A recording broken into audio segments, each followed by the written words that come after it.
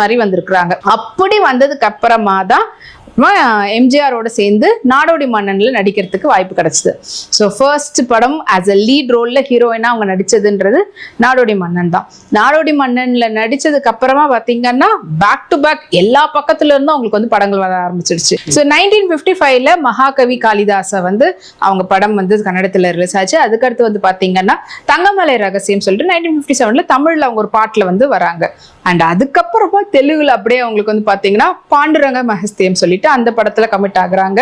அப்படியே ஹிந்தில வந்து 1959ல ஒரு படம் பண்றாங்க. அண்ட் இதுக்கப்புறமா வந்து பாத்தீங்கன்னா அவங்களுக்கு வந்து டவுன்ஃபாலே கிடையாதுன்னு சொல்லி ஆகணும். அவ்வளவு பிஸியா அவங்களுடைய கெரியர் வந்து போயிட்டு இருந்தது. தமிழ்ல வந்து எம்ஜிஆர் அவர்களோட ஹீரோயினா ஆரம்பிச்சாங்க நாடோடி மன்னன். அண்ட் அதுதான் வந்து அவங்களுடைய இந்த finishing போர்ஷன்ல, I mean half the மூவில இருந்து அவங்களுடைய போர்ஷன் வந்து பாத்தீங்கன்னா கலர்ல தான் எடுத்திருப்பாங்க. அது வரைக்கும் பிளாக் அண்ட் ஒயிட் இருந்தது. அந்த படத்துல நாடோடி மன்னன்லயே